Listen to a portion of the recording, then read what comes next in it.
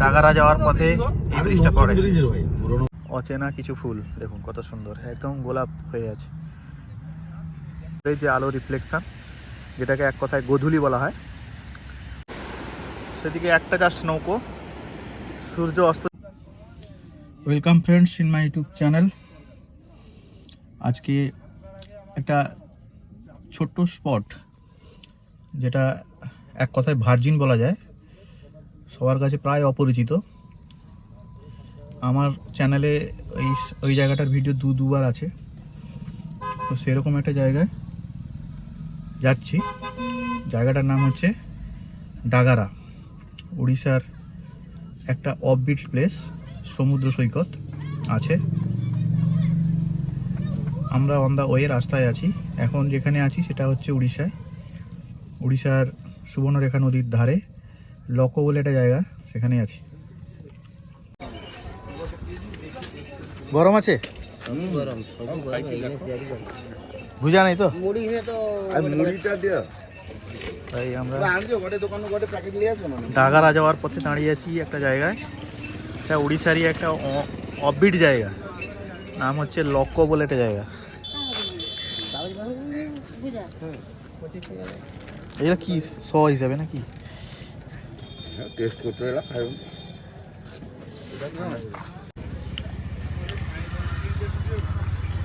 এটা হচ্ছে লকো বলে একটা জায়গার নাম লকো। এটা নষ্ট হয়ে গেছে, ভেঙে গেছে, পুরনো হয়ে গেছে। দাও দাও। এই যে অবস্থা দেখুন সামনে, এখানে একটা সুন্দর মাঠ আছে। উড়িষ্যার অ্যাকচুয়ালি আমার নেচারগুলো খুব ভালো লাগে। এটা মার্কেট ছিল, এখানে আমরা টিফিন করলাম। এখান থেকে আমরা রওনা দেব। এখান থেকে যেতে সময় লাগবে আর 1 ঘন্টা।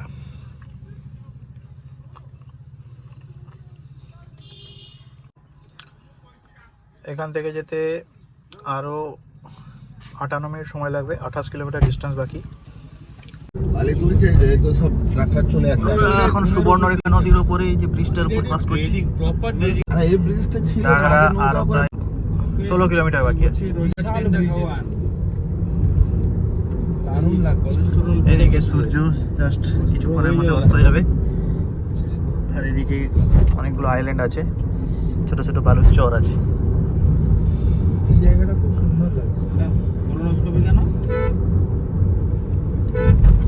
আমার একবার আমাজনের জঙ্গলে যাওয়া যায়, প্রেসার কমে যাবে কেন?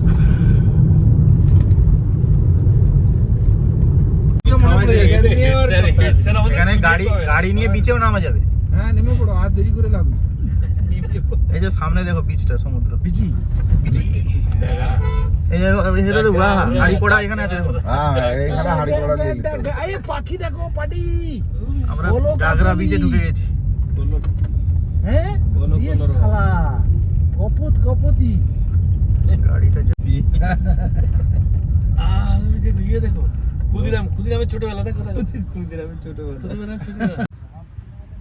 এই যে দেখুন ডাগারা বিচে পৌঁছেছি। অসাধারণ একটা ভার্জিন বিচ বলা যেতে পারে। বিকেল হয়ে গেল। এটা হচ্ছে ডাগারা বিচ, খুব সুন্দর। তুমি দেখো এইখানে যে গোলাপি ফুলটা, এটা দেখো।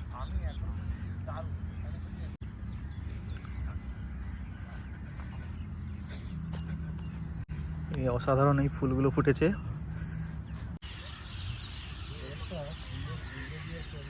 দুপাশে শুধু ঝাউ বাগান।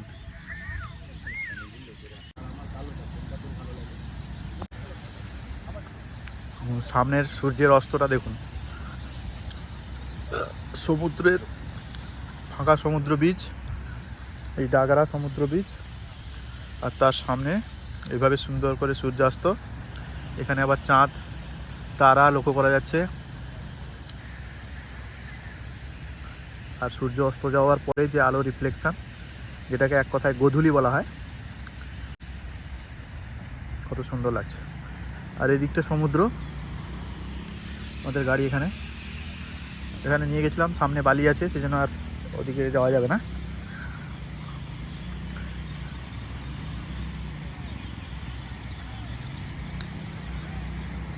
অসাধারণ বিচ এটা,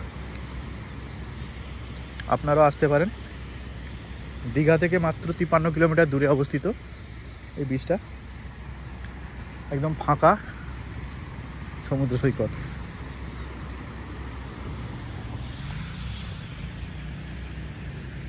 হাঁটছি আমি বালির ওপরে, হাঁটছি। এখানে দেখুন যে ওয়াটার টায়ার মার্কসগুলো আছে, এখানে এইগুলো আছে, গাড়ি কিছু আসে, অনেক কসরত করে আসে। 4x4 গাড়ি হলে এই বালিতে সুন্দরভাবে চলে আসে, কিন্তু আমাদের তো ফ্রন্ট হুইল গাড়ি আসবে না। তবে ভাটা চলছে এখন, সমুদ্র অনেক দূরে চলে গেছে।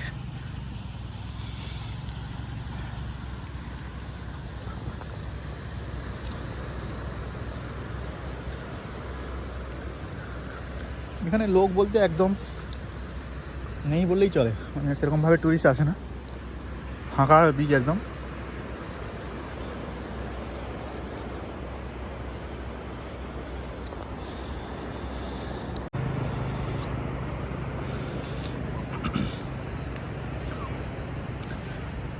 ওই বালিটা পেরিয়ে চলে এলে এপাশে কিন্তু শক্ত মাটি আছে, এর ওপর দিয়ে বাইক বা গাড়ি চালানো কোনো অসুবিধা হবে না। আর এই যে সমুদ্র, সমুদ্রের কাছের দিকেই যাচ্ছি আমি, আর চাঁদটা কত সুন্দর লাগছে, আকাশ একদম পরিষ্কার।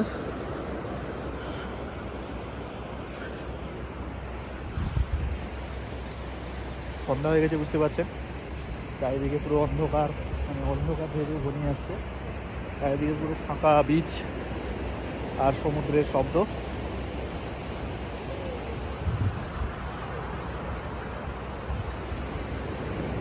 অসাধারণ।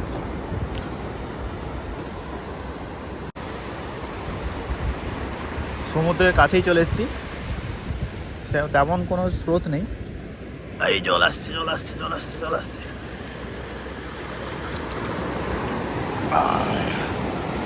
কত সুন্দর লাগছে। ভাটা হয়ে যাচ্ছে আস্তে আস্তে, সমুদ্র ক্রমশ পিছনের দিকে চলে যাচ্ছে।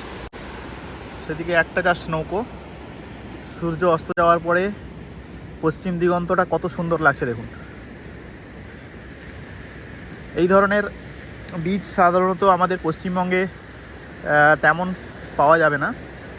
তাজপুর, মন্দারমণি তো অলরেডি হোটেলে ভর্তি হয়ে গেছে, কিন্তু এই ধরনের এই বিচটা পুরোপুরি একদম ভার্জিন বলা যেতে পারে। এখনও সেভাবে ট্যুরিস্ট এই জায়গায় পৌঁছতে পারেনি, বা ট্যুরিস্টদের থাকার মতো সেরকম পরিবেশও তৈরি হয়নি সেভাবে। একদম অফবিট নতুন একটা বিচ। আমরা অ্যাকচুয়ালি বিকেলের দিকে বেরোলে এখানে সন্ধ্যার সময়ই পৌঁছোই আর কি, কারণ একটু লেট হয়ে যায়।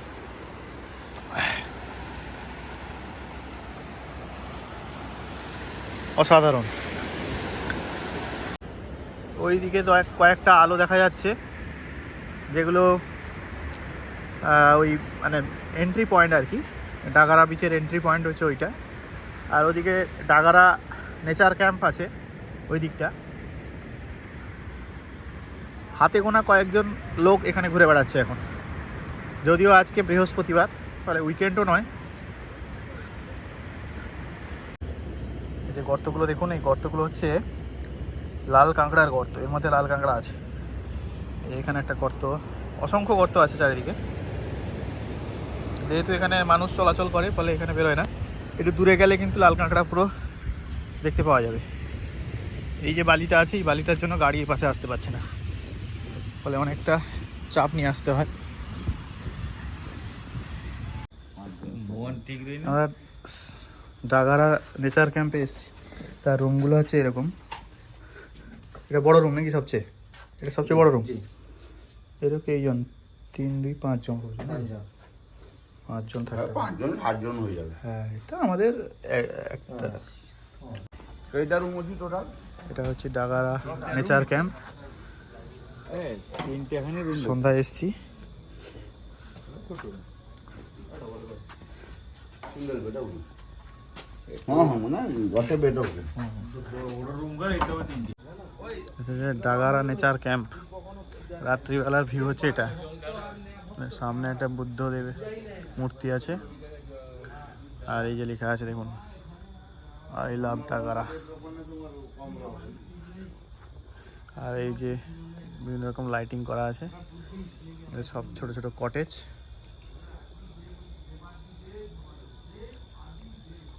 কটেজগুলো দেখুন,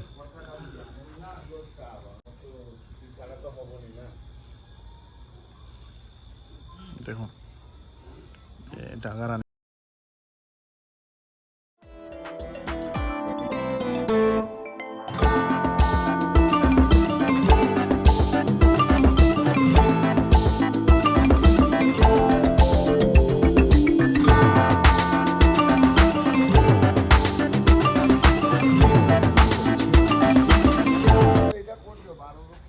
আর সামনে থেকে রাস্তা, আর সে পাশে আছে সমুদ্র। এই যে ঝাউ জঙ্গলটা দেখতে পাচ্ছেন, সামনে একটা জঙ্গল, অন্ধকার এখন রাত্রিবেলা, তার সে পাশে আছে সমুদ্র, আর আকাশে চাঁদ লক্ষ্য করা যাচ্ছে, সমুদ্রের শব্দ আসছে। আমরা এখন কালীপদ বাজারে, এটা বালিয়াপাল থেকে একটু সামনের দিকে, ডাগরা আর বালিয়াপালের মাঝামাঝি জায়গা।